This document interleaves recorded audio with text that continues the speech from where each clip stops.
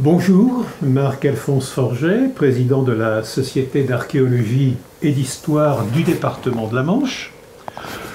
Au nom de notre conseil d'administration, de nos présidentes et présidents de section, de leur conseil d'administration, je vous souhaite la bienvenue à cette conférence. Bienvenue à nos adhérents, mais plus largement, bienvenue à tous ceux qui nous rejoindront pour partager cette conférence. Nous voici donc réunis pour notre 5e visioconférence de l'année et depuis 2019, c'est la 19e conférence que nous allons enregistrer. Comme à l'accoutumée, je commencerai par vous donner quelques informations sur la société. Tout d'abord, nous sommes aujourd'hui le 11 novembre et nous approchons à grands pas de ce qui sera l'événement historique de l'année 2023, c'est-à-dire les rencontres départementales de l'histoire que nous organisons en partenariat avec les archives départementales, le Pays d'art et d'histoire du Clos du Cotentin, et ces rencontres auront lieu les 24 et 25 novembre à l'abbaye de Saint-Sauveur-le-Vicomte. Le thème, je vous le rappelle, l'Irlande et la Manche, liens culturels et historiques. Il y aura 13 communications, 2 visites, une visite du château de Saint-Sauveur-le-Vicomte et bien sûr, comme nous serons sur place, une visite de l'abbaye de Saint-Sauveur-le-Vicomte. Et à ce jour, nous sommes à 143 personnes inscrites, ce qui est un score tout à fait remarquable. Nous nous étions fixé un objectif de 100, donc nous sommes largement au-dessus. Comme il reste encore une quinzaine de jours, je pense que nous serons largement au-dessus des 150 personnes. Il est encore possible de s'inscrire, par contre nous ne pouvons plus prendre de repas ni d'hébergement puisque l'abbaye avait mis à notre disposition 22 chambres. Et ces 22 chambres sont d'ores et déjà retenues. Je vous informe également sur le fait que le fascicule 262 de la Revue de la Manche est paru, qu'il a été expédié hier, donc vous le recevrez dans le courant de la semaine du 13 novembre.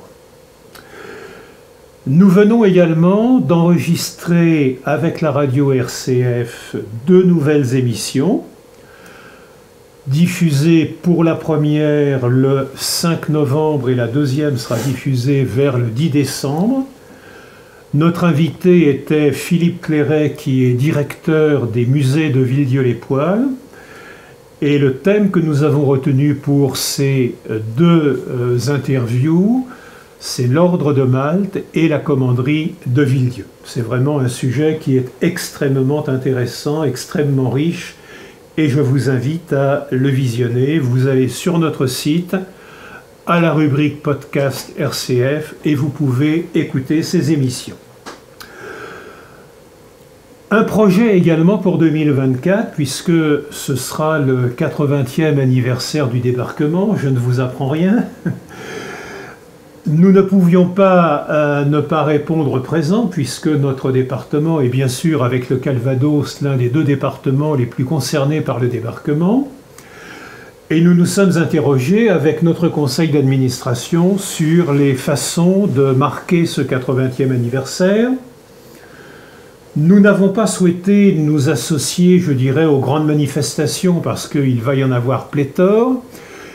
Et nous avons choisi, avec les archives départementales, de consacrer, ce sera normalement le 15 juin 2024, aux archives départementales, une journée de commémoration, mais qui sera axée sur la vie quotidienne, c'est-à-dire comment les Manchoises et les Manchois ont-ils, dans leur quotidien, vécu cette période de l'occupation et de la libération.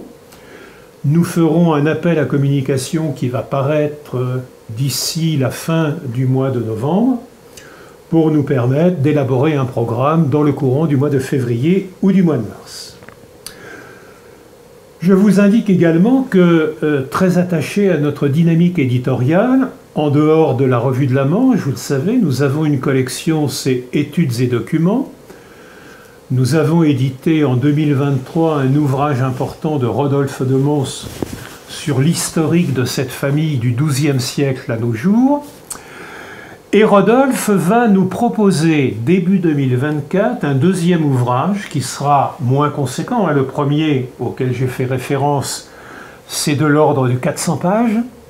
Là, nous sommes avec un ouvrage beaucoup plus light, si je puis dire, beaucoup plus léger, d'une 60aine de pages, mais extrêmement intéressant. La thématique, c'est la croisade de Nicopolis.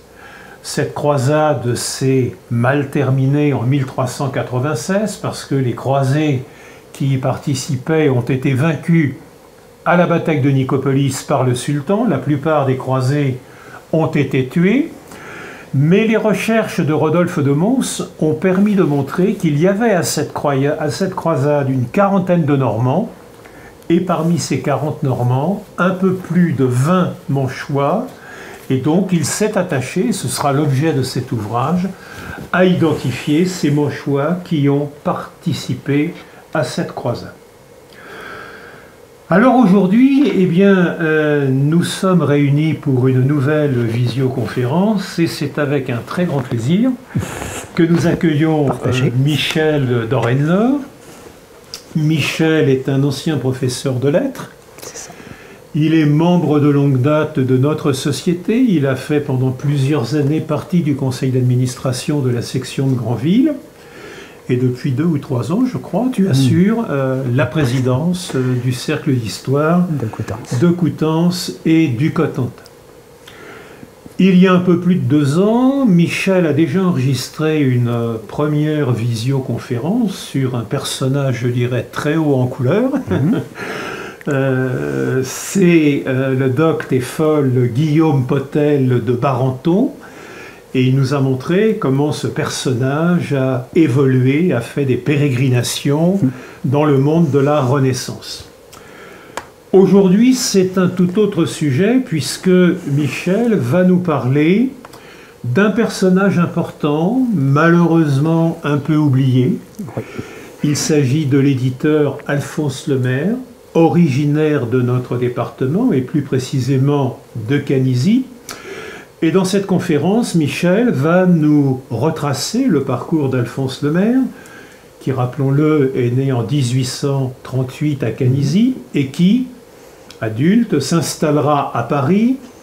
Il sera d'abord libraire, il deviendra éditeur, et il fera quelque part un coup marketing, comme on dirait aujourd'hui. C'est qu'à l'époque, la plupart des éditeurs, leur souci, c'était de trouver le moyen d'éditer à bas coût, à bon marché.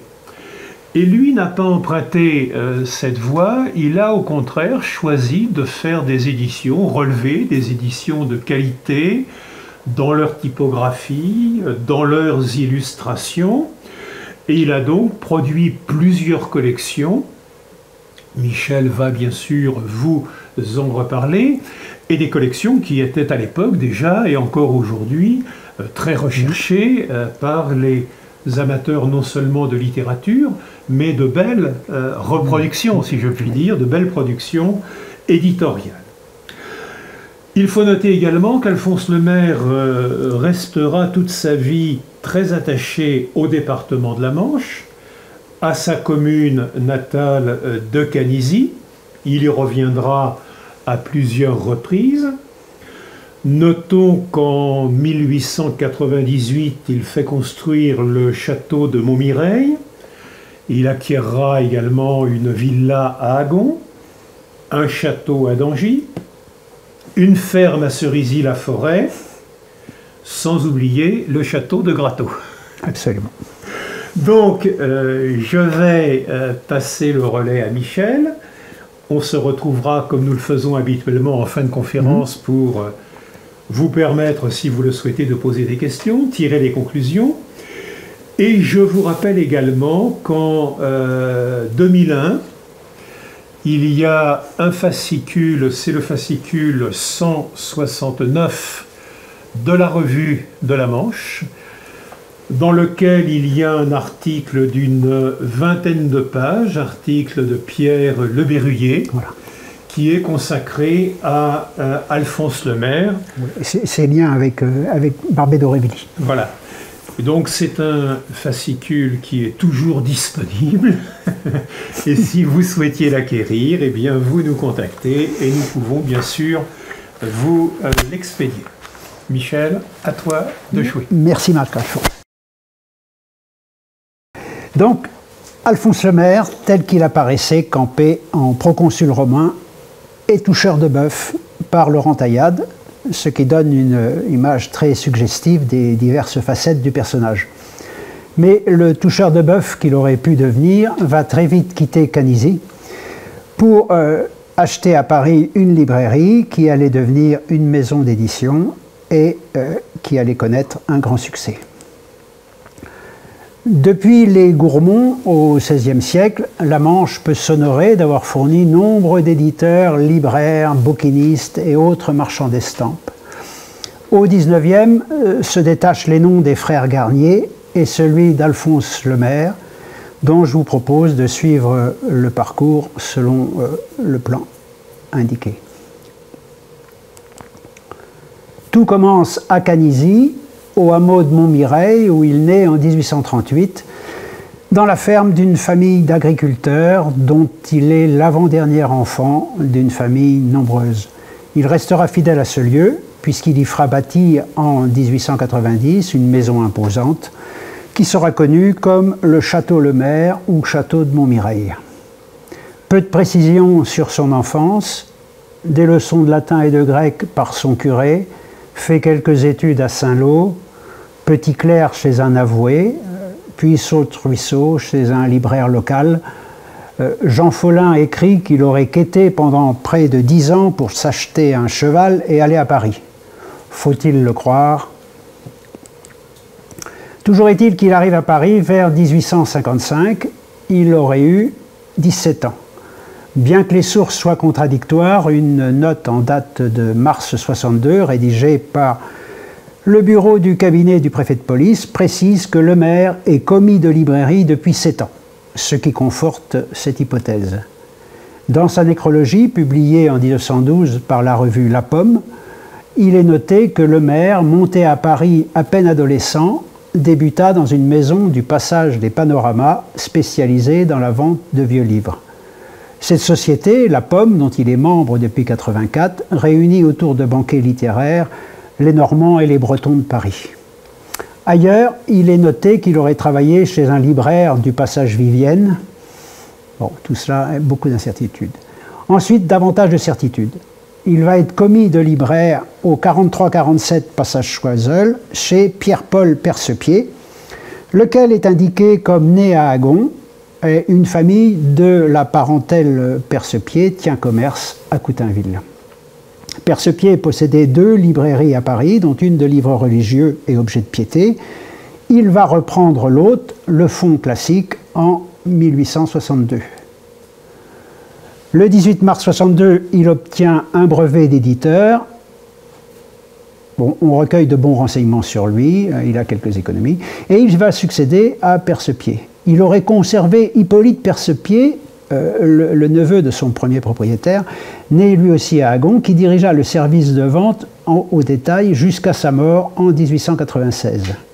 Sa première enseigne sera Percepied, Alphonse Lemaire, éditeur. Tout a donc commencé et continué passage Choiseul, à proximité de l'Opéra. Oui, je crois que... voilà. À proximité de l'Opéra Garnier, au 47 à ses débuts, puis il déménage, hein, selon le parcours-là, on voit qu'il a peu à peu annexé les boutiques voisines. Le passage est très fréquenté, plutôt par une clientèle huppée, mais la concurrence des grands magasins va vite se faire sentir. Précisons pour l'histoire littéraire que le Céline de Mort à Crédit a vécu passage Choiseul, qu'il rebaptise passage des Bérézinas. Sa mère y tenait un commerce de nouveautés. Et Georges Perec en a fait un de ses lieux à partir de 1969. Il épouse En 1864, Antoinette Fesneau, qui était modiste en face, au 44, et celle-ci va contribuer largement, au début en tout cas, à renflouer les caisses de la librairie débutante.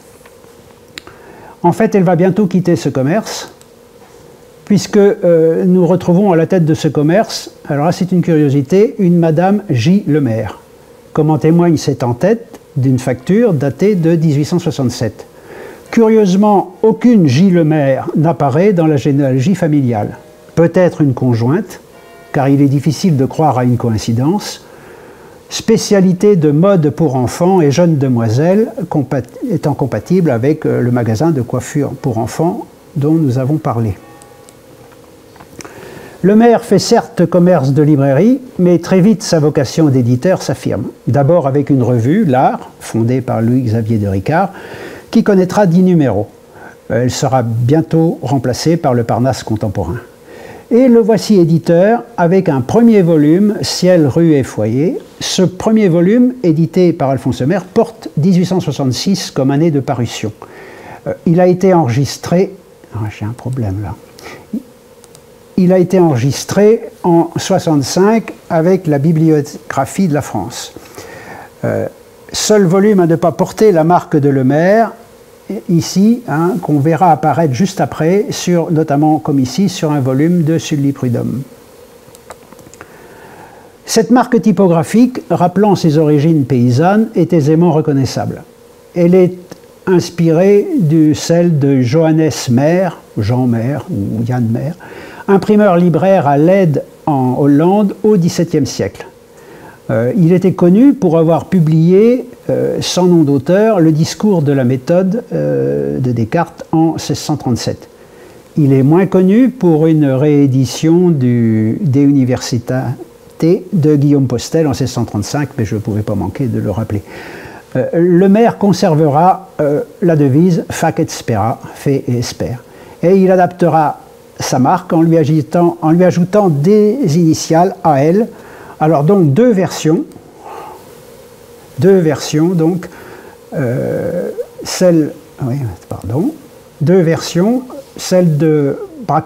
habillée, qu'il va conserver notamment pour les livres scolaires et pour un certain nombre d'autres. Cette version habillée sera reprise par les héritiers à sa mort. Bon, l'autre version, beaucoup plus connue, nous montre cette fois le bêcheur déshabillé et sur fond de soleil levant, avec toujours cette même devise en phylactère. Ces éditions vont s'imposer par leur originalité en matière de format, de papier et surtout de caractère. Il va asseoir une partie de sa réputation sur le choix d'une police de caractère qui évoque la typographie de la Renaissance, le fameux Elzévir, type de caractère créé à Paris par le français Garamond et employé par les imprimeurs de Leyde qui ont donné leur nom. Louis Elzévir passe effectivement pour avoir inauguré une réforme qui a prévalu. C'est lui, dit-on, qui le premier aurait distingué dans les minuscules les U et les I, voyelles, des V et des J, consonnes. On voit ici d'ailleurs dans ce texte une esperluette avec une ligature du E et du T, mais aussi des ligatures diverses, du C et du T, et il y en avait beaucoup d'autres. Alors Elzévir va également désigner un format de livre, on parlera de format Elzévir, qui va être la référence chez Lemaire. Il expose ses convictions dans le livre du bibliophile en 1874. Ce livre, dont seule la préface est vraiment signée Lemaire, lui est attribué. Mais il a été, semble-t-il, écrit par le jeune Anatole France qui travaille pour lui depuis 5 années environ. Leur collaboration cessera en 1978. Ce livre peut être considéré comme un outil de promotion, tant de l'excellence de son travail que de ses diverses compétences techniques, notamment en matière de typographie, donc les caractères, les lettrines, bandeaux, cul-de-lampe, et mise en valeur des blancs. Mais revenons au début. Lemaire s'affirme d'emblée comme un éditeur de poésie et parie sur sa singularité. On l'a dit, À preuve, les exemplaires encore existants sont exempts de rousseur qu'on peut trouver ailleurs pour les livres de la même époque. En 1866, Verlaine y publie à compte d'auteur ses poèmes saturniens. Aucun écho, suivront L'effet de Galante, puis La bonne chanson. La bonne chanson aura la malchance de paraître au moment de la guerre de 70 et de la Commune. Cela ne se vendit pas. Et les invendus furent récupérés par Léon Vanier, qui allait lui aussi devenir un éditeur important de poésie, qui finit d'écouler le tirage après avoir apposé sa vignette à son nom en couverture. Et Verlaine publiera désormais chez Vanier. En 70, Lemaire a déjà publié au moins 32 volumes de 27 auteurs différents, dont Coppée et Verlaine. Et il hasarda le grand coup de rééditer avec splendeur les poèmes du XVIe siècle. Et en fait, ce hardi Normand, avec l'esprit aventureux et le sang-froid qu'il tenait de sa race, va créer en 1866 la collection La Pléiade française, qui comptera à terme, en 98, 20 volumes en inuit, dans laquelle il va rééditer tel qu'à l'origine, Ronsard, Belleau, Dora, Pontus de Thiard et ceux que vous voyez à l'écran. Ceci, selon la dernière édition publiée du vivant de l'auteur, toutes les fois que cette édition a été revue et tout au moins avouée par lui. Et il va ainsi asseoir sa réputation d'éditeur lettré. Il y investit ses propres fonds, mais le calcul se révéla payant. Alors ici, une page des regrets qui permet d'apprécier la typographie Lemaire. Il reprend la typographie originelle, donc le U et le V sont assez irrégulièrement distingués. On voit des ligatures, on voit les esperluettes. Bon, néanmoins, il corrige les espaces indus et un peu la typographie originale. Par exemple, il convertit les majuscules qui étaient en capitale, il les convertit en italique dans cette version-là, ce qui n'apparaissait pas dans les premières versions. Il va étendre cette formule d'édition sur l'original aux écrivains classiques, et ainsi on va pouvoir lire La Fontaine comme il s'est lu lui-même. Il dispose aussi de relais dans la presse, comme en témoigne cet article particulièrement élogieux, et notamment des éditions qui sont non seulement des livres de bibliophiles, mais encore des livres de philologues. Mais surtout, Lemaire a pris rapidement conscience que le refus systématique des autres éditeurs pouvait rendre le marché de la poésie lucratif. Et va commencer la grande aventure du Parnasse, auquel le nom de Lemaire sera désormais associé. Alors, vont passer dans cette boutique, alors la photographie est plus tardive, elle date de 1908, mais cet éditeur va attirer l'intérêt d'une nouvelle génération de poètes qui sont séduits par l'annonce justement de cette réimpression de la Pléiade. Et dès l'été 65, le passage Choiseul va devenir un lieu de ralliement de toute une génération.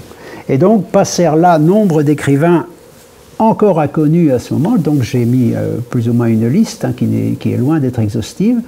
On note que même une fois, Rimbaud passera là en mars 71. Ils se réunissent tous les 4 jours et tous les soirs, et cela fait grand bruit dans l'entresol de cette boutique.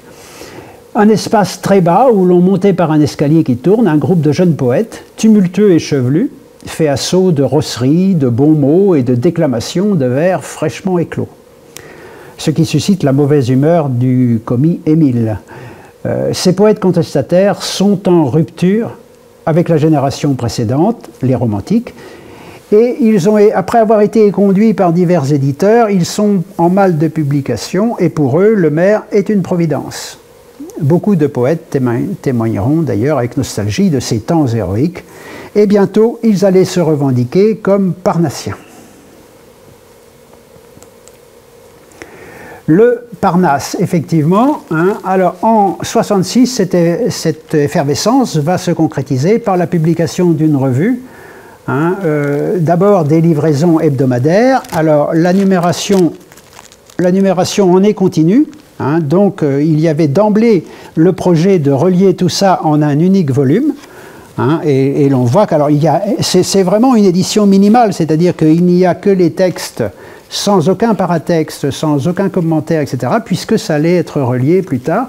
Et ce sera justement relié dans des grands inuits. Il en paraîtra 3, hein, un en 66, un en 71 et le dernier en 76. Au total, 3 volumes donc et 99 poètes différents. Le comité de sélection comprend Coppée, Banville et Anatole France, hein, et on verra Mallarmé, Charles Cros et Verlaine être refusés pour la 3e série. Lemaire perd de l'argent, hein, et on se moque dans sa boutique. À vendre après faillite, crie Asselineau, hein, le fond de la librairie Lemaire. Plaisanterie ici, accueilli par de formidables éclats de rire. Lemaire rit jaune, mais rira le dernier. L'idéal parnassien, peut-être quelques mots sur le Parnasse. Le Parnasse s'installe d'abord en réaction contre les romantiques. Donc on peut distinguer 3 générations. Gautier, Théophile Gautier, qui peut être considéré comme un précurseur, hein, une sorte de romantique reconverti. Le comte de Lille, qui sera le chef de file. Et puis Heredia, dont les trophées ne seront publiés que beaucoup plus tard. Heredia, qui peut être considéré comme le gardien de la doctrine. Bon, les noms, hein, Banville, Coppée, Sully-Prudhomme, Catulle-Mendès, etc. Baudelaire et Verlaine à leur début, on verra Mallarmé, Villiers de l'Isle-Adam, et on décèlera l'influence du Hugo de la légende des siècles aussi. Hein. Donc, avec un credo, hein, il n'y a vraiment de beau que ce qui ne sert à rien, tout ce qui est utile est laid. Hein, ils ont mis la barre très haut. Alors, Lemaire est animé d'un réel amour de cette poésie épique, pleine d'effets sonores. Il porte une grande admiration à Lecomte de Lille et à Heredia, dont il déclame les vers d'une voix puissante, comme le montrent ses témoignages. Alors, ça se prête effectivement à la déclamation, je ne vais pas prendre ce risque ici, hein, mais une voix de stentor, hein, les bourrades, alors là, oui, hein, comme on s'aime en Normandie. C'est assez révélateur d'un Lemaire chaleureux, convivial, spontané. Alors est-ce que quand on s'aime en Normandie, on se déchanse des bourrades pareilles, je ne sais, mais bon. Toujours est-il que notre Lemaire va revendiquer constamment ses racines normandes, et c'est pas un hasard si ce caractère est constamment rapporté par ses amis. Au physique, on ne possède de ses débuts que ses portraits d'un Lemaire encore jeune. Il a alors à peine 30 ans. Tous ses portraits sont dus à Nadar. Hein. Il lui restera fidèle toute sa vie. Il a conservé pendant des années de jeunesse un physique encore svelte, quoiqu'on le devine solidement charpenté. Les portraits plus tardifs nous le montreront affichant l'embonpoint d'un bourgeois arrivé. Racot, après avoir évoqué sa physionomie du XVIIe et sa ressemblance avec Ronsard, le gentilhomme vendômois, parlera plus tard d'un Ronsard engraissé. On peut voir d'ailleurs sur ce portrait hein, des mains courtes et puissantes qui, a priori, ne sont pas des mains d'intellectuels. Son caractère, on le décrit rieur, chaleureux, de bonne humeur. Taillade parlera de son tour prime sautier. Un autre témoigne, l'éditeur se montra comme toujours fort gai, faisant des jeux de mots lamentables. Ceci à loin. Et on sait, par exemple, trait d'esprit qu'il appelle Anatole France, Anatens Frôle. Et il se régale de la parodie que j'ai mise là, hein, parodie écrite par Coppée, Verlaine et Mendès dans les premiers moments. Hein, Lemaire, ce libraire au regard si doux, suivi d'un seul commis qu'il aimait entre tous, pour son dos piriforme et sa bosse aggravante, parcourait près d'écart un soir de mise en vente, etc. Il faut préciser que, pour expliquer le troisième vers, que le commis Émile était bossu. Donc, voilà. Donc, alors, il y a tout un poème comme ça où il va presque être assassiné à coups de livre par un client qui veut lui acheter du Homère, et finalement, Royal donne-lui ce tome, malgré tout, comme le père de Victor Hugo. Certainement un homme d'un commerce assez agréable, certainement susceptible d'emportement. une forte personnalité, un charisme certain. Alors un soupçon a pesé sur Le Maire, réel amour de la poésie ou flair d'éditeur. Il y a une conjonction de facteurs qui plaît dans sa faveur. Ses goûts personnels, qui le guident quand même vers la réédition de la Pléiade, l'amitié de poètes qui avaient son âge, et puis d'autre part, celle aussi de maîtres reconnus, des gens comme Gautier et Banville. Tout ça renforce son ambition. Mais était-ce sans calcul?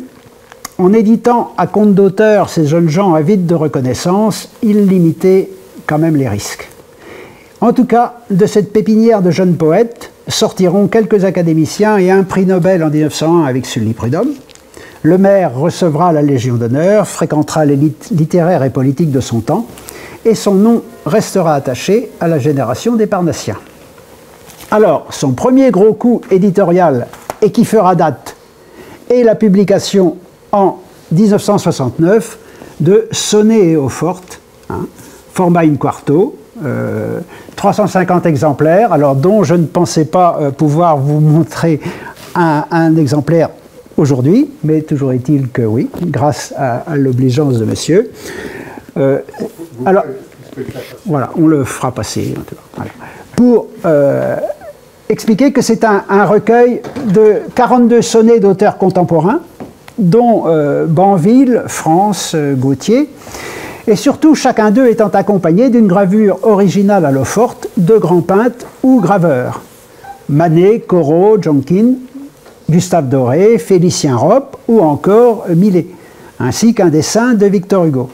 La gravure précède le texte, il a été tiré à 350 exemplaires et les planches originales ont été détruites. Vendu en une semaine, c'est un des tout premiers livres de peintre. Les derniers exemplaires subsistants doivent être relativement rares car beaucoup d'entre eux ont pu être démembrés pour que les eaux-fortes soient mises sous cadre, si j'ose dire. Alors, quelques exemples de ces illustrations. Bon, eaux-fortes de Manet, de Millet, une autre de Corot et une de Victor Hugo. Victor Hugo est à ce moment-là en exil à Guernesey, on est en 1868. Il était sollicité à l'origine pour un poème, mais en fait il enverra un dessin qui servira à illustrer un poème de son ami Paul Meurice.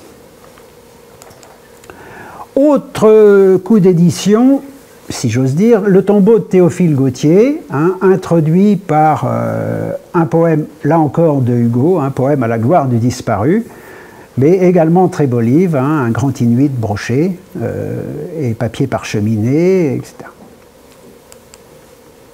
Bien vite vient la postérité, la prospérité. La prospérité, évidemment. La postérité, elle a eu lieu puisqu'il a eu 2 enfants, mais je le redirai en son temps.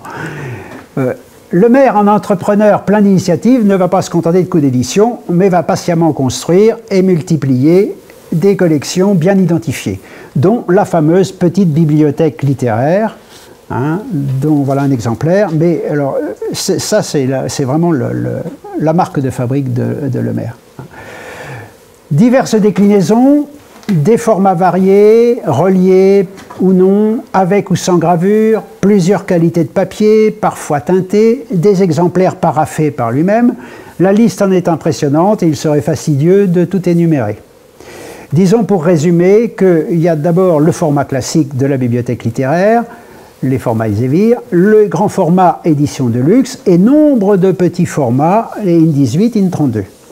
Le catalogue de 73 comprend déjà environ 300 titres et vont vite s'ajouter les classiques étrangers, des collections illustrées. Il rachète ou s'associe avec Guillaume, notamment avec Janet. Il déborde du champ littéraire avec des éditions scolaires et diverses collections que nous qualifierons d'opportunistes, notamment les livres d'étrennes qui ont connu leur heure de gloire. Et puis beaucoup de livres d'enseignement, c'est le moment où très vite le programme scolaire va se modifier, mais il faudra peut-être attendre encore un peu. En réaction contre l'essor du livre à bon marché, les fameux romans de 4 sous, Le Maire a parié sur la qualité et un rapport qualité-prix tout à fait convaincant. Les caractéristiques de ces publications, souvent exemptes de rousseur, des vignettes raffinées. Bon, quand ils sont brochés, les dos sont peut-être un peu fragiles et sereins. Bon, quand il y a une reliure d'éditeur, c'est souvent des reliures en demi-chagrin ou en basane. Les dos lisses sont ornés de motifs. Et voilà, la tranche supérieure est dorée, comme on peut le voir, notamment sur celui-ci. Plusieurs imprimeurs vont se succéder, Jouot, Clé et puis Quentin, mais il aura bientôt sa propre imprimerie, rue des Grands Augustins et ensuite rue des Bergers, depuis 1886 au moins difficile de dater. Alors, outre ces affidés, son écurie et les auteurs classiques, il publiera nombre d'auteurs contemporains qu'il réédite, ainsi Flaubert, Hugo, je crois que j'ai un Hugo ici. Voilà, Hugo, Lamartine, Musset, Stendhal, etc. On n'a pas vraiment de renseignements sur les tirages réels. C'est très difficile d'évaluer les tirages réels. Il faut tenir compte des exemplaires de passe, des exemplaires qui n'ont pas de réelle existence, etc. On sait en tout cas que Hugo, plus tard, parce que Hugo est de retour et Hugo ne va publier chez lui qu'à partir de 1975, on sait que Hugo aura 31 400 volumes en édition Elsevier chez Le Maire. Il a pris place parmi les éditeurs de littérature générale qui publient le plus, au milieu de Kallmann-Lévy, Charpentier, Hachette, Ollendorff, mais évidemment loin derrière Dantu qui domine le monde de l'édition, pas autant par les titres que par les tirages. 260 titres par an, avec des auteurs comme Féval, Hector Malot, Gaboriau, Ponson du Terrail, toute littérature d'actualité ou de littérature qu'on peut qualifier de facile. Et déjà rompu aux techniques publicitaires, il sait valoriser sa production par des calendriers, ici le calendrier 79, et puis également un extrait de l'annuaire des gens de lettres, mais là cette fois plus tardif, de 1905. Également des réclames et des annonces un peu partout, y compris dans la presse régionale. Ceci est paru dans le journal de la Manche et de la Basse-Normandie. Voilà, il a imposé sa maison et Laurent Taillade en dresse un portrait éloquent qui sera repris plus tardivement dans le journal de la Manche du 4 janvier 1919. On nous le décrit donc trapu, massif, carré, les jambes courtes et solides, la poitrine vaste avec des épaules et des bras de pugiliste, le chef solidement implanté, la face large dans un encadrement, de barbe blonde, etc. etc. Donc un homme costaud, en tout cas tel qu'il apparaît en tout cas sur ces clichés. Et très vite, la prospérité va venir. Ici, une carte adressée à Nadar. Le maire est désormais riche et cela va se traduire en achat de propriétés et en prodigalité multiple. 1875, soit 10 ans après ses débuts d'éditeur, il faut mesurer qu'en l'espace de 10 ans, il va littéralement faire fortune. Le maire achète aux enchères à Ville-d'Avray la résidence d'été de Corot qui vient de décéder. Il y trouve des paysages de Corot peints directement sur les murs. Il les fera reproduire selon un procédé italien sur des toiles, et notamment sur 6 toiles. Il construit une terrasse sur l'étang, bibliothèque, il aménage un jardin anglais. Il est devenu un notable. Il est représentant du Parti républicain, conseiller municipal en 1978, puis maire pendant 2 durées, de 81 à 92, puis de nouveau élu maire en 99 jusqu'à sa démission en 1910. Quelques photos d'époque. La maison restera dans la famille, au moins jusqu'à la mort de sa fille Jeanne en 1960, dont le mari, Louis Guinon, publiera en 1925 cette petite histoire de la maison Corot. En famille à Ville-d'Avray, étaient nés 2 enfants, Désiré en 65 et Jeanne en 68, donc scène de famille assez classique, et ici avec Anatole France. Alors visiblement, avant qu'il ne se fâche, qu'il employait depuis 69 comme lecteur de manuscrits, auteur de préfaces, etc. Anatole France a beaucoup contribué effectivement dans la fabrication de ces livres. Et surveillant la fabrication avant qu'il ne se brouille en 78 lorsque Anatole France signe avec Calman Lévy. Stature, bon, qu'on voit, les portraits tardifs nous le montreront avec plus d'emploi. Léon Daudet, qui l'a connu, le décrit lors d'un voyage avec son père en Suisse vers 1895. Le maire avait de petites jambes courtes, un gros ventre sous lequel il trottinait de son mieux. Bon. Et Gloire, sa caricature par Job dans la publication Les Hommes d'aujourd'hui. Alors on voit effectivement que cette caricature est assez réussie. Le bêcheur est toujours là, on l'a rhabillé, on l'a ceint d'une écharpe, on lui a mis la décoration. Mais tout ça est assez convaincant. Cette caricature montre quand même que l'homme est connu et qu'il jouit d'une certaine notoriété. Parce que tout le monde n'a pas été caricaturé par Job. Et en 1880, il fait construire un hôtel particulier à Paris, dans le 16e, rue Chardin, à proximité du Trocadéro. On y voit des coraux et l'hospitalité y est somptueuse. On vous le dit, profusion normande. L'amphitryon donnait l'exemple en mangeant dru et buvant sec. Il porta cette verve d'appétit jusqu'aux dernières limites de sa forte vieillesse, gardant sa belle humeur, son encolure de viking et son tour prime sautier. Et ils seront nombreux à célébrer la prodigalité et les repas offerts par le maire. Le maire aimait beaucoup les banquets, on le verra banqueter à diverses occasions. Et sa réussite s'affiche évidemment avec une certaine ostentation, puisqu'il va mettre sa marque un peu partout, et on le reverra ici sur des propriétés de la région. Et ici, dans son hôtel à Paris, portail surmonté de sa marque, marque qu'il fera reproduire un peu partout. Repas et agapes aussi à Ville d'Avray, où le maire confie nombre de célébrités, des artistes de la Comédie Française notamment. Il donne de somptueuses réceptions à ses auteurs. Alors il fait immortaliser une de ces réceptions par le portraitiste à la mode Paul Chabas, auquel il avait aussi confié la décoration de son hôtel parisien. C'est une toile de très grande dimension, 2,85 m sur 3,38 m, et elle a été exécutée et puis primée au Salon de 95.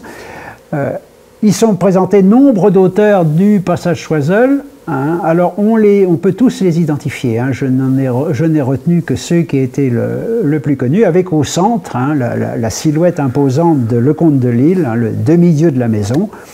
Et autour de la table, on trouve Sully Prudhomme, Daudet, Coppée. Il avait beaucoup de relations avec Alphonse Daudet. Hérédia, Bourget, et puis il y a Alphonse et Désiré Lemaire. Alors oui, j'aurai l'occasion de reparler de là. On voit, tout à droite du tableau, on voit une dame qui se penche sur Madame Lemaire. Cette dame sera effacée mystérieusement d'un autre tableau, d'une reproduction de cette gravure. Il y a une énigme qui n'est pas résolue là. Voilà. Donc, autre reproduction, on voit que la dame ici, en bas, a disparu. C'est assez étrange parce que c'est visiblement une proche. Alors, que s'est-il passé? Pourquoi là? Bon, on verra. En tout cas, il y a une version plus tardive de ce tableau qui précise les visages et j'ai choisi d'entourer celui de Eugène Lemuel, que l'on aperçoit à l'arrière de profil. Eugène Lemuel, parce que Eugène Lemuel est originaire de Villedieu et a contribué, Eugène Lemuel, dans ce livre, les marins de France, Action héroïque, etc. Et il a fait les 150 dessins qui sont dans ce livre assez rare. Alors c'est plutôt un beau livre, une belle reliure. Donc Eugène Lemuel a la particularité d'être né à Vieux-les-Poêles. Illustrateur, affichiste, écrivain et poète. Alors, son buste de bronze à Villedieu fut refondu en 1942. Il a eu son buste un temps. pendant l'occupation allemande, buste fondu. Et dans ce livre, il célèbre les actions héroïques, et puis il est l'auteur notamment de beaucoup d'affiches, hein, et dont celle-ci, hein, qui vante les régates de Granville. Personnage célèbre, s'il en est.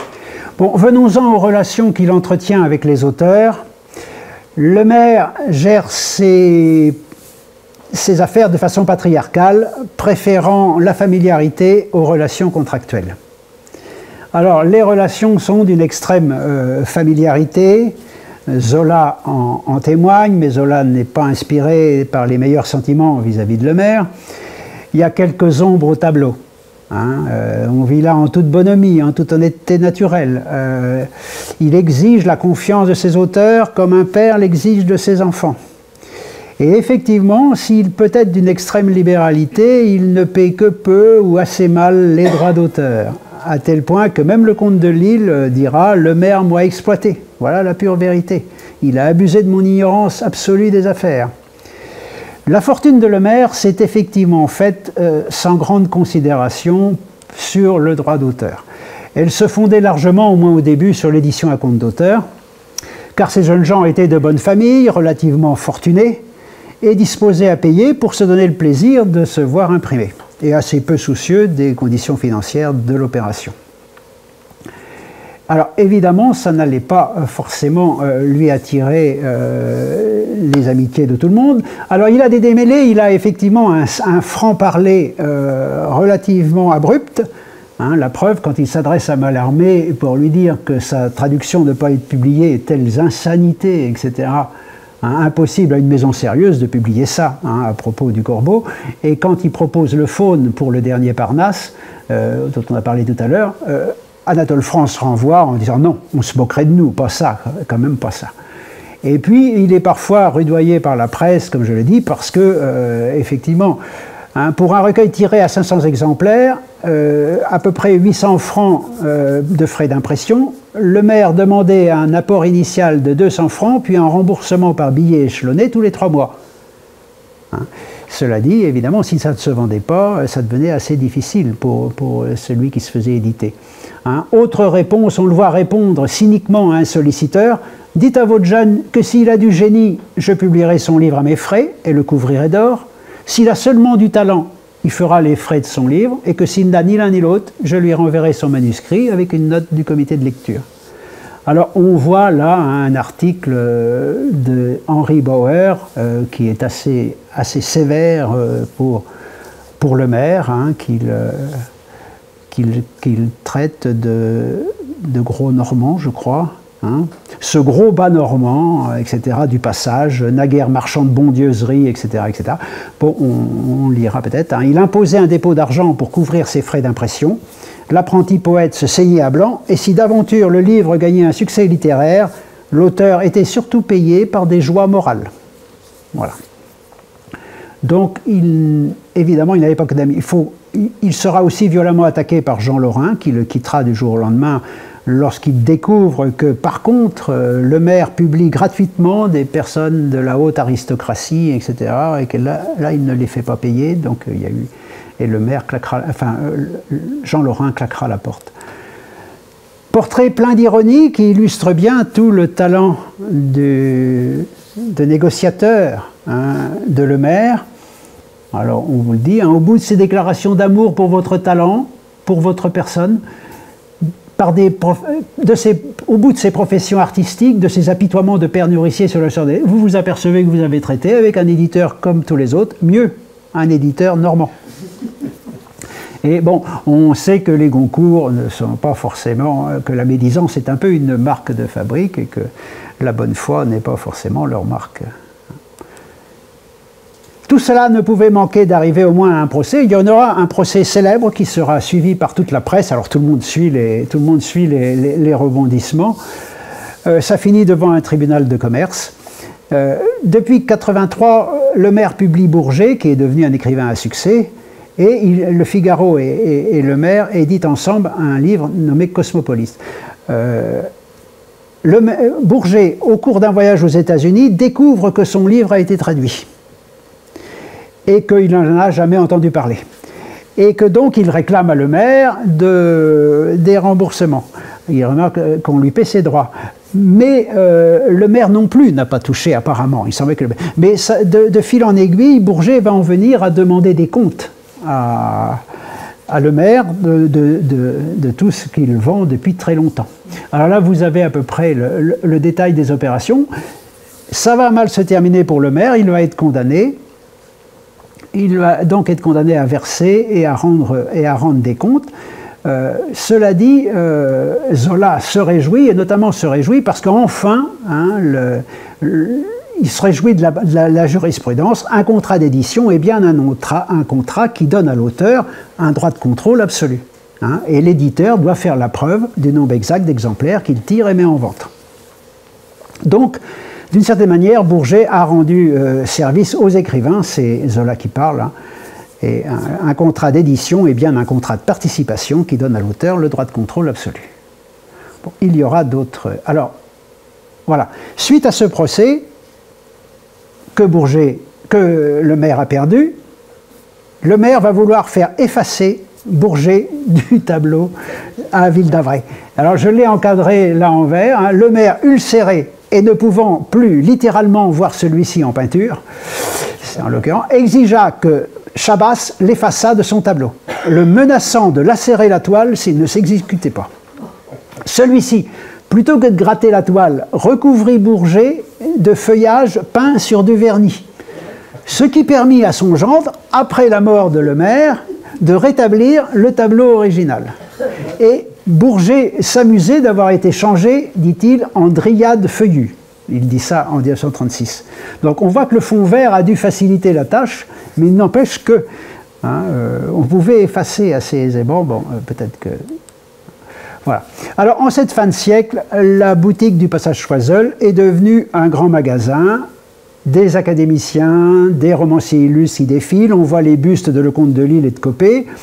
Il est président du syndicat de la librairie. Il continue tranquillement d'amasser d'énormes profits. Il domine le marché de la poésie, plus de 800 titres à son catalogue, alors que ses concurrents végètent. Et c'est vrai que c'est quand même un marché de niche. Normalement, c'est synonyme de faillite. Et Lemaire a trouvé le moyen d'en vendre en tirant profit. C'est pas à lui qu'on pourrait appliquer la célèbre boutade « Ma boutique est mangée par les vers ». On peut dire de lui, comme on a dit de Sully Prudhomme avec son prix Nobel, il lui est arrivé la chose qui n'arrive jamais aux poètes, l'argent. Mais une mutation est en train de s'opérer.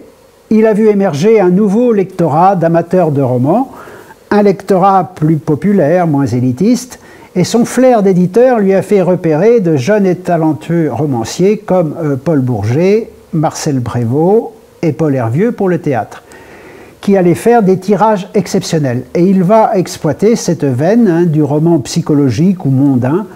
Et Paul Bourget va être un best-seller dans les années 80-90, notamment avec Le Disciple, paru en 89, 22 000 exemplaires vendus en 6 semaines.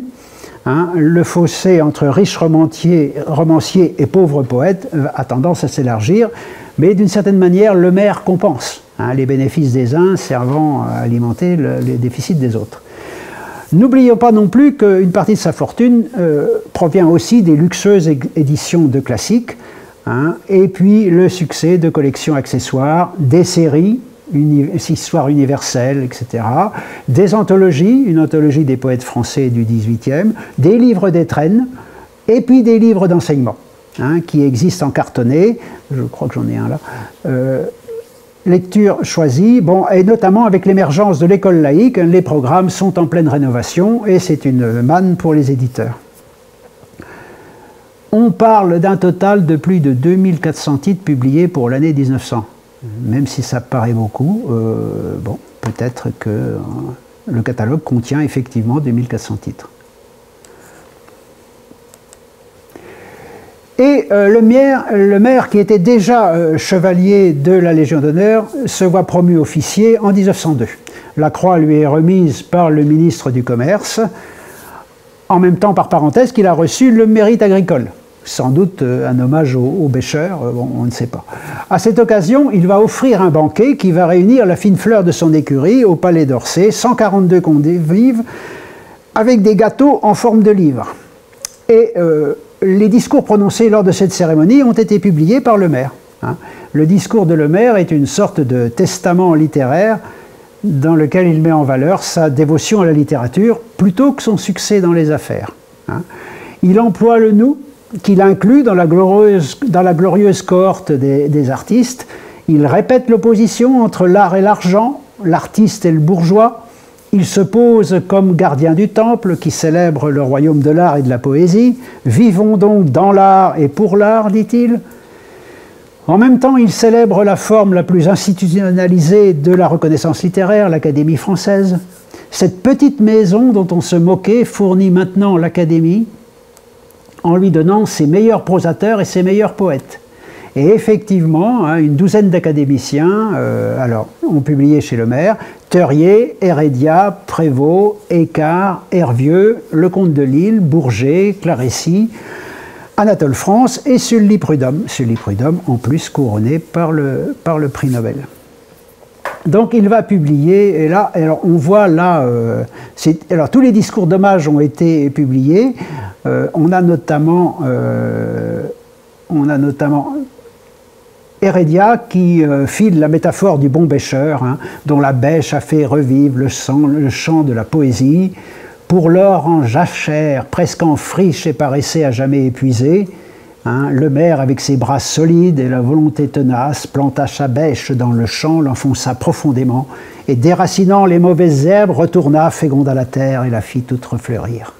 Voilà, bon, on voit ce que peuvent donner les discours d'hommage. Le Maire qui bâtit des châteaux, et là, Barbey d'Aurevilly n'est pas franchement dupe. Hein, au lieu d'en brûler, comme un rouge qu'il affecte d'être, mais qu'il n'est pas, le farceur. Il est politiquement engagé à gauche, il est en lutte constante dans sa mairie contre la réaction, les réactionnaires, et c'est lui qui incitera son ami Gambetta à s'installer dans le voisinage, à Sèvres. Il inaugurera d'ailleurs la statue de Gambetta. Il se signale par sa philanthropie au profit de Ville d'Avray, société de secours mutuel, des nouvelles écoles, une crèche, des égouts. Et il va donner à la commune de Ville d'Avray le terrain de Coutainville sur lequel sera bâtie la maison des écoliers. On en reparlera. On le verra aussi en précurseur puisqu'il limite à 12 km/h la traversée de sa ville. Sa ville est en effet située sur la grande route entre Versailles et Paris. Maximum 12 km/h. Le Maire, on l'a dit, a revendiqué hautement sa normandité. Alors, on va le voir au banquet annuel de la Pomme, à ceux du Bouéjean, qui réunissent les Normands de Paris. Il va promouvoir aussi quelques écrivains de sa région natale, dont les frères Frémine, hein, qui ont eu l'honneur de figurer dans son anthologie des poètes français du XIXe. Et notamment Aristide, hein, auteur de cette légende de Normandie, hein, où il semblerait bien que le mot viking apparaisse plus ou moins pour une des premières fois. Alors il faudrait explorer la chose, mais le mot viking est finalement de création relativement récente, contrairement à ce que l'on pourrait croire. Et puis surtout, c'est l'amitié avec Barbey d'Aurevilly, hein, un pharaon normand qui va à mon cœur, nous avons bu du même berre. Hein. Voilà, d'anéum qui rit, compatriote et ami, qu'y a-t-il de mieux?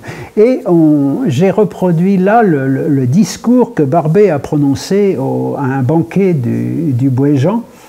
Hein, il me disait un jour, en parlant de notre petit pays particulier, « Nous autres, le Maire, nous sommes les vrais Normands, nous sommes des manchots, du seul département qui s'affirme bien avec tout son caractère, où s'affirme bien la vieille Normandie.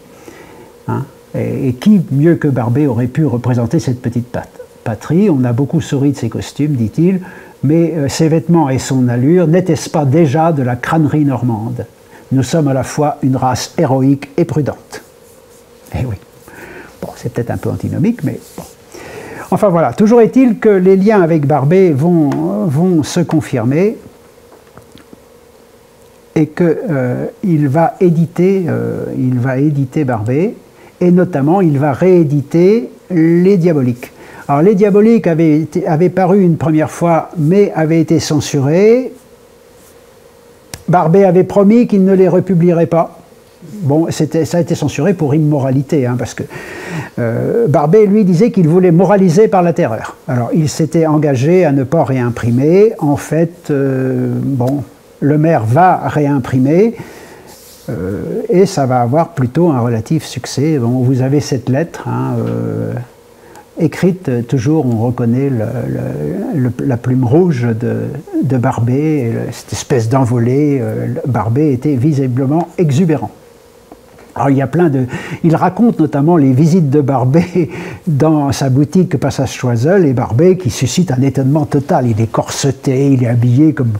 C'est assez difficile à imaginer, semble-t-il, et notamment il se poudrait la moustache. Alors voilà, l'histoire c'est qu'il se poudrait la moustache avec de la poudre d'or. Bon, le maire avait pensé, il avait bien remarqué qu'il y avait quelque chose dans la moustache, mais il n'avait pas voulu lui en faire la remarque en disant que c'était peut-être négligence. Mais en fait, et Barbey, après rentrant chez lui, s'est montré très énervé parce que le maire ne l'avait pas félicité pour sa moustache, etc.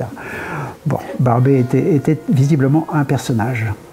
Toujours est-il que... Alors, Barbey est caractère entier, et effectivement... Bon, Barbey a écrit une page d'histoire sur les Ravalais. Il s'inspirait d'historiens locaux. Bon, visiblement, c'est assez éloigné, ce qu'il raconte sur les Ravalais, c'est assez éloigné de la réalité. Et dans une page d'histoire, alors il explique qu'il y a qu'un érudit à tête d'épingle sans pointe a fait de sottes objections, et il lui écrit « Vous êtes un renard bas normand, fustigez-moi de cette queue.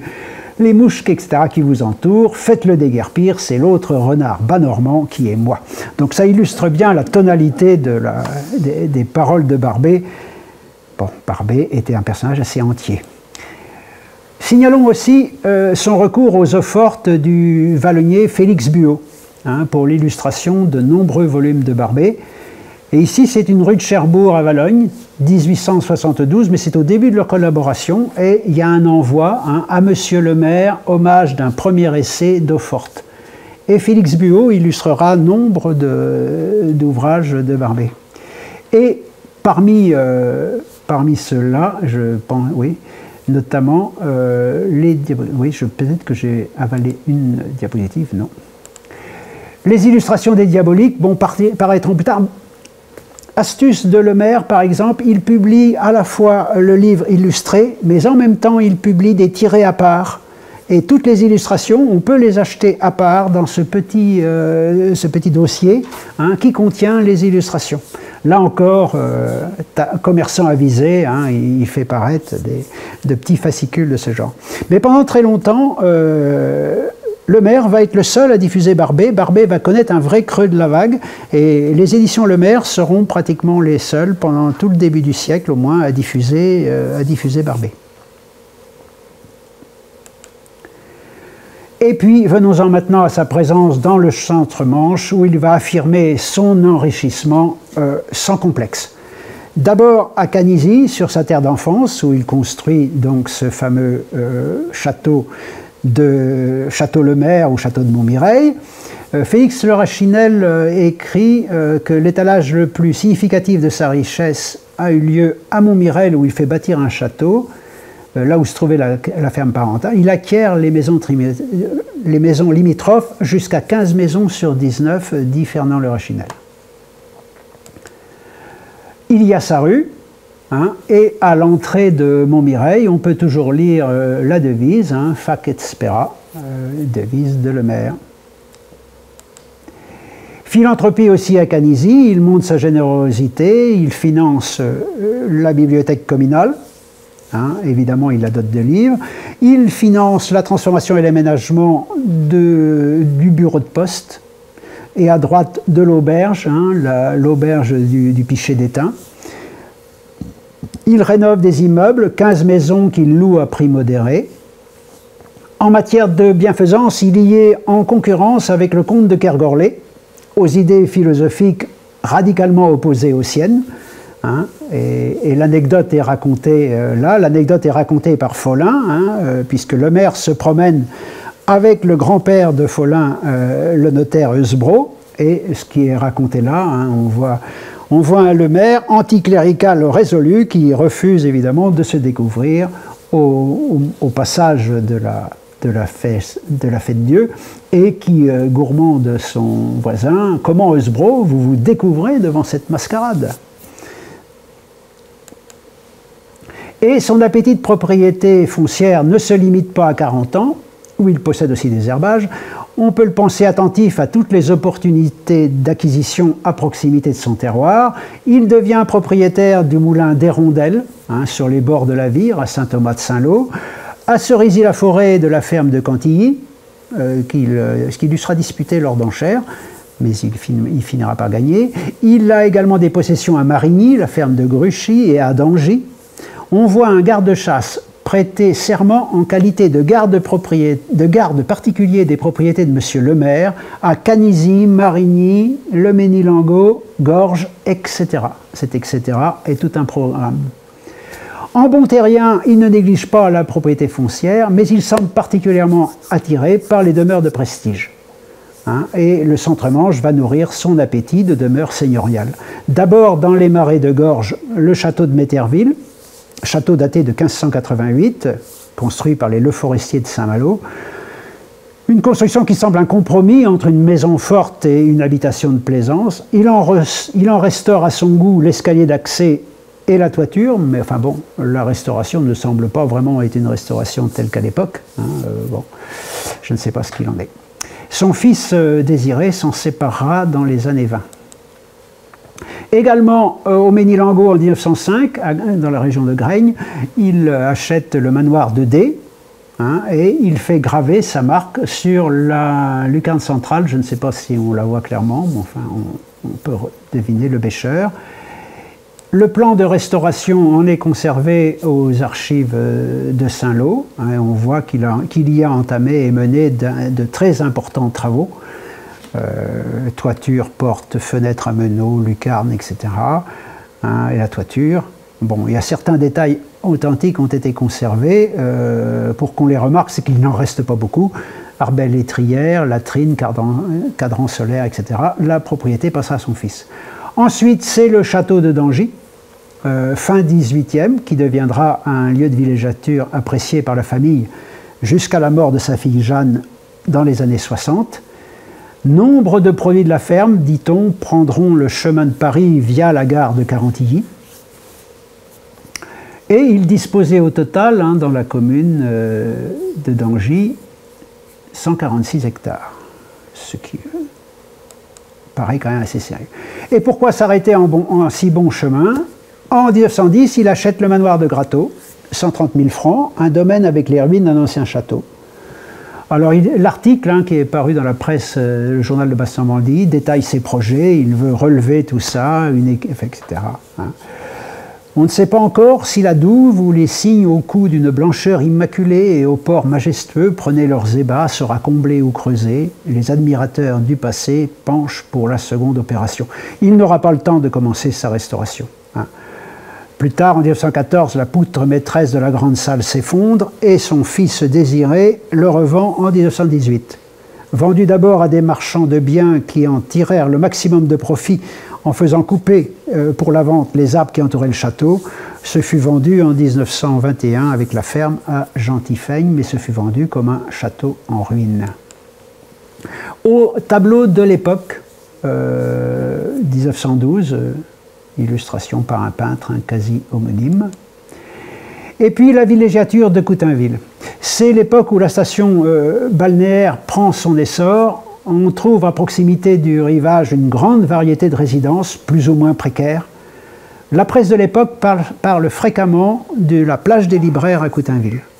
En 1890 paraît un guide de Coutainville, plage des libraires. La digue ne fut construite qu'en 1998.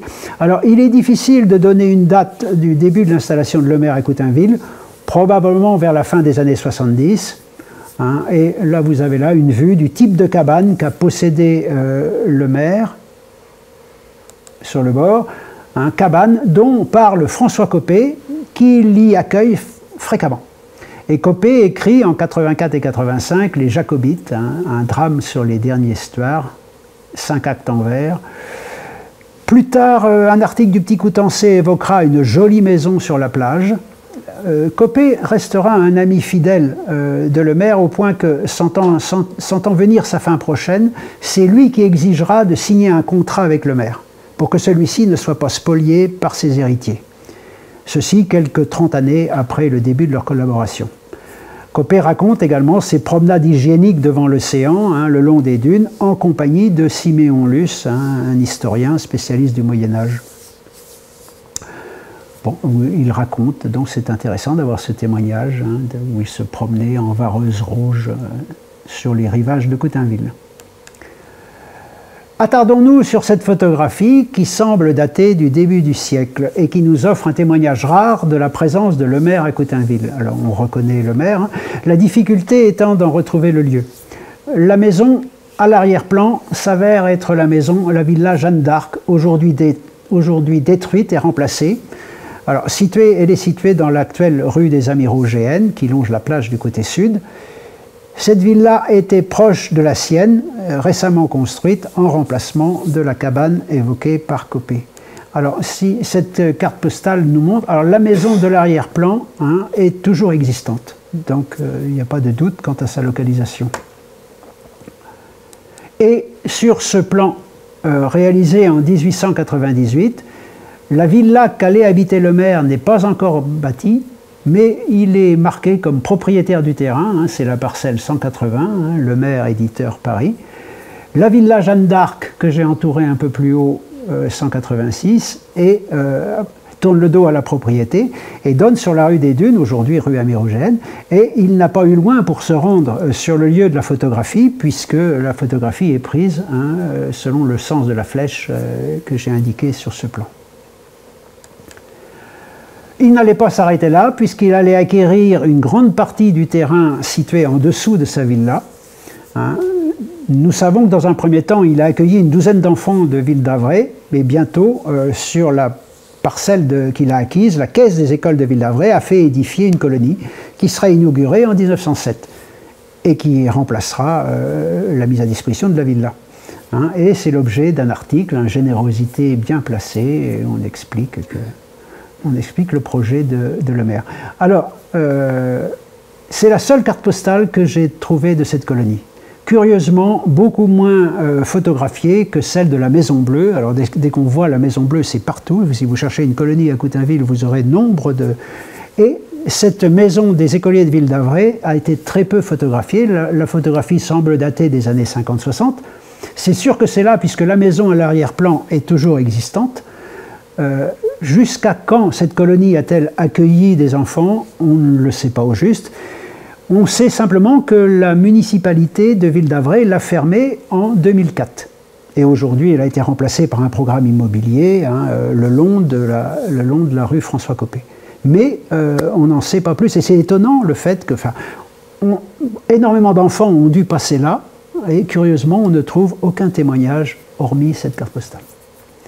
Mais je suis preneur si quelqu'un a des idées. Cette maison des enfants sera plus ou moins directement la cause de sa démission de son second mandat de maire. Les réactionnaires, dit-il, ayant refusé une subvention pour sa maison des écoliers, il met fin à son dernier mandat, fin 1910. Dans cette lettre, il s'en explique aux habitants. Tout ça se déroule sur fond de querelles scolaires et puis de séparation de l'Église et de l'État.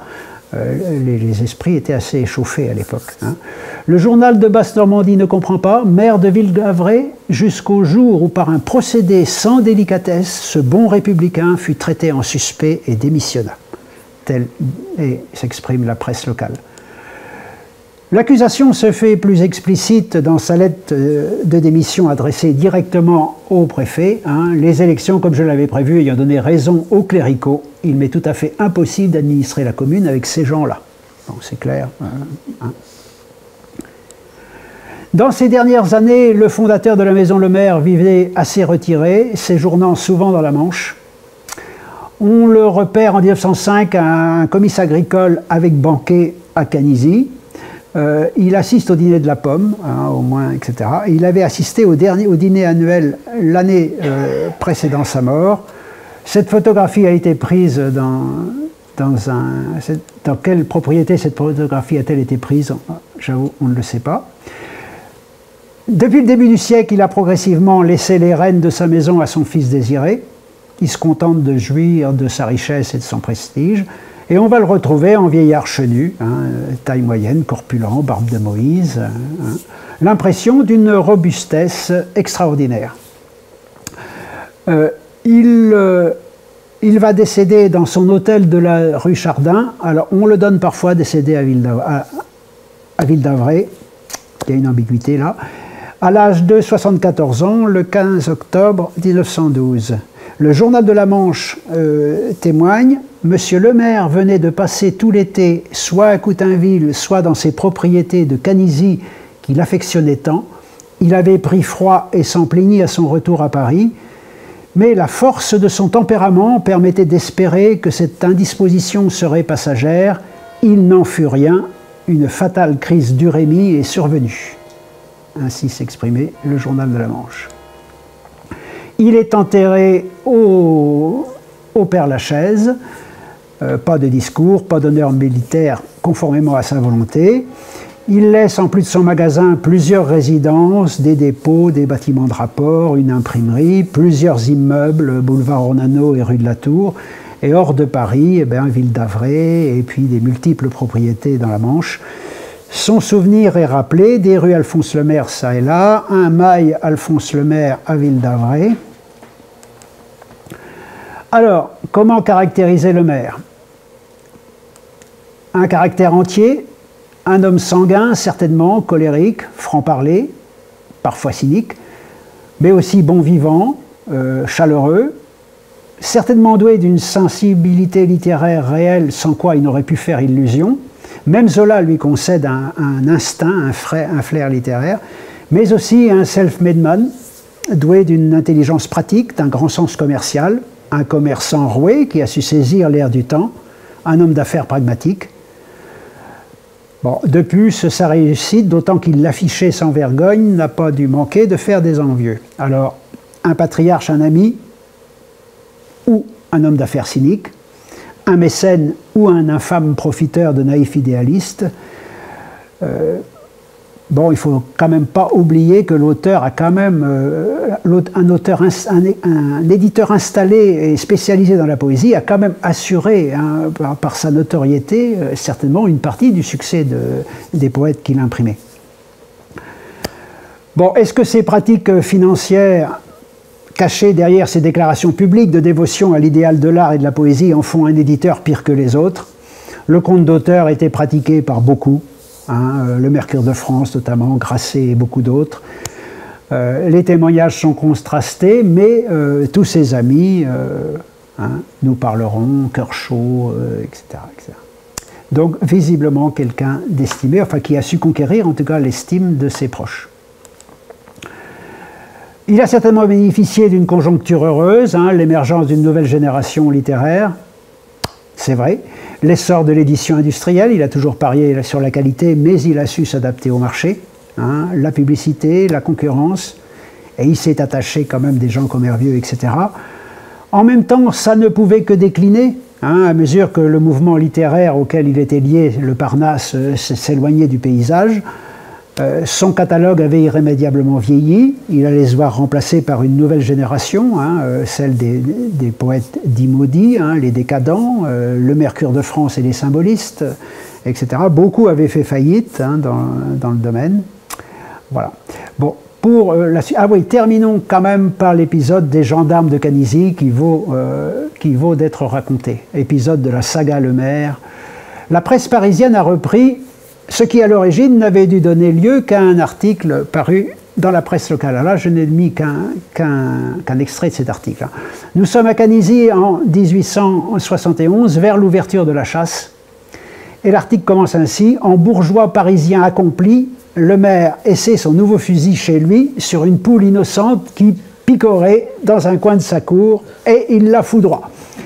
La maréchaussée n'était pas loin. Et le chef Marot, assisté du gendarme Finot, j'ai vérifié aux archives, il y avait bien un Marot et un Finot dans la gendarmerie de Canizy à l'époque. et dresse le procès-verbal à Lemaire pour délit de chasse. Protestation qu'on imagine vive. Même son petit chien est qualifié de meute. L'algarade fut sévère, les gendarmes en viennent à dire s'il y avait 6 hommes comme ça dans le pays, ce serait pique la commune de Paris. C'est vrai, on est en septembre 71 hein, quand même. Et donc, on peut penser que, estimant les gendarmes trop zélés, l'éditeur a fait paraître une diatribe dans la presse. Et que cette diatribe a été reprise par la presse nationale. Je n'ai pas trouvé dans la presse locale, mais bon, la presse locale, il ne reste pas beaucoup d'exemplaires, en fait, hein, après la destruction des archives. Acquitté à Saint-Lô, y compris du chef de tentative pour changer la forme du gouvernement à Canisy, le maire va se venger par l'entreprise de son ami, le poète Albert Glatigny, qui lui aussi était en délicatesse avec la gendarmerie, qui en fit une chanson satirique citant les gendarmes Marot et Finot que le maire diffusa. Alors ça a été au moins diffusé à Canisy et on trouve la copie à la Bibliothèque nationale. Cette aventure prouve au moins que quelques années après sa montée à Paris, il avait conservé des liens très étroits avec Canisy et que le bourgeois qu'il était avait conservé les habitudes de ruralité et certainement un certain esprit frondeur rétif à l'autorité. Et voici les paroles, alors je vous laisserai peut-être les déguster ou vous arrêterez, vous ferez une pause sur l'image. Bon, c'est sur l'air de « En vérité, je vous le dis » ou sur l'air de « Il faut avoir du poil au nez ». Ça donne à peu près la tonalité. 5 strophes, des paroles très allusives et assez peu compréhensibles, il faut le dire, faute de connaître le contexte. Bon, quelques connotations un peu grivoises, voilà. En tout cas, alors les héritiers, Désiré puis ses 2 fils, ne semblent pas vraiment avoir été à la hauteur du fondateur. La maison allait bientôt tomber dans un relatif oubli. Cela dit, elle ne fermera qu'en 65. Ils ont vécu sur le stock, ils avaient renoncé à toute nouvelle prétention littéraire, se contentant de rééditer, souvent sur du papier de médiocre qualité, le stock, le fonds Le Maire. Seul fait remarquable pour l'histoire littéraire, en 1910, c'est eux qui publient, à compte d'auteur toujours, les impressions d'Afrique de Raymond Roussel. Ils publient en 1929 une brochure de 17 pages à la gloire du livre, plaquette qui raconte avec emphase l'aventure du grand-père et promet des lendemains tout aussi glorieux, ce ne sera pas le cas. Hein. On voit que pour ce livre, la marque a été redessinée, plutôt dans le style Art Nouveau. Ce bêcheur rhabillé sera exploité jusqu'en 1939. Alors je termine rapidement sur cette énigme. Hein. On voit que la dame qui se penche sur Madame le Maire a disparu de cette gravure. Comment expliquer la disparition de ce personnage, hein. Est-ce Jeanne, la sœur de Désiré, épouse du docteur Guinon? Est-ce l'épouse de Désiré lui-même, mère de l'enfant au cerceau quand même? Faut-il y voir une intention maligne ou y a-t-il simplement souci de clarté? Le tableau était toujours à Ville-d'Avray. Pourquoi cette version tronquée? À l'instigation de qui? On sait que le tableau de Chabas conservé à Ville-d'Avray a été vendu en 1959 avec la maison après le décès de Jeanne. Les acheteurs ont vendu ce tableau à un musée américain et il a fini aux enchères à Sotheby, mais quelque part aussi on me dit Christie's. On a perdu sa trace depuis 1998. Donc on ne sait pas bien ce qu'est devenu ce tableau.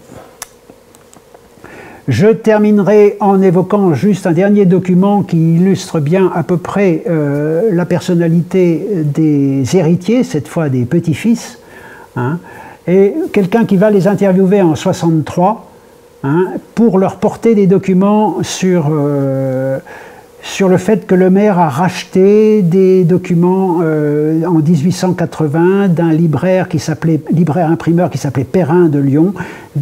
Bon, lui, il a mené une enquête là-dessus et il voyait comment il a été accueilli. Hein. Imaginez 2 bonzes sans âge, chacun dans un fauteuil distant de son frère, répondant à mes questions par oui ou par non, etc. etc. Et lorsque déprimés, je leur proposais de laisser une copie de ce que j'avais publié sur le sujet afin d'en recueillir un autre sur leur opinion, l'un d'eux prononça sa phrase la plus longue de notre entrevue: « Posez ça là si vous voulez, je l'aurais mis au panier avant ce soir. » Ça donne à peu près la tonalité des héritiers. voilà. Aujourd'hui, le magasin est une galerie d'art, Galerie Anna Stern. Les livres estampillés Lemaire ne subsistent plus que dans la mémoire des bibliophiles et des collectionneurs. Voilà. On va s'arrêter là. Merci. Merci à tous. Bah, écoute, tu nous as fait découvrir, mieux connaître du moins, un personnage, vous parliez d'ambiguïté tout à l'heure, un personnage, je dirais, complexe finalement. Ah oui. Et qui a des facettes de talents différents. Il y a incontestablement une appétence, par exemple, pour la poésie, parce qu'il fallait... Ah oui, quand même, parce que quand on le voit déclamer ses poèmes voilà, et tout... il fallait quand même oser publier, voilà. etc. Il avait appris par cœur, dit-on, la tristesse d'Atahualpa, etc., qu'il déclamait. Bon, et on peut l'imaginer, une voix... Parce que lui, il avait du coffre. Oui, c'est quelqu'un aussi dont on sent bien qu'il a un flair. Il a c'est un homme d'affaires. Hein, comme on dirait marketing, quoi. Il sent ce qui va marcher. C'est un homme d'affaires, oui. C'est incontestablement un homme de gestion, parce que il s'est tiré parti des éditions à compte d'auteur. Il y a quand même, il s'est négocié, avec le procès Bourget, on voit bien qu'il y a quand même une opacité, à tout le moins, on le dit, sur les comptes d'auteur. On sent bien quelqu'un qui veut montrer sa réussite et en même temps quelqu'un qui a des générosités, parce que il sait accueillir, recevoir, faire plaisir. Cette colonie de vacances est aussi quand même un acte qu'on peut qualifier de social. Donc c'est vraiment un personnage, je dirais, riche non seulement matériellement, mais riche dans sa diversité. Et vraiment un grand merci à toi de nous l'avoir fait mieux connaître. C'était un plaisir. Merci. Merci.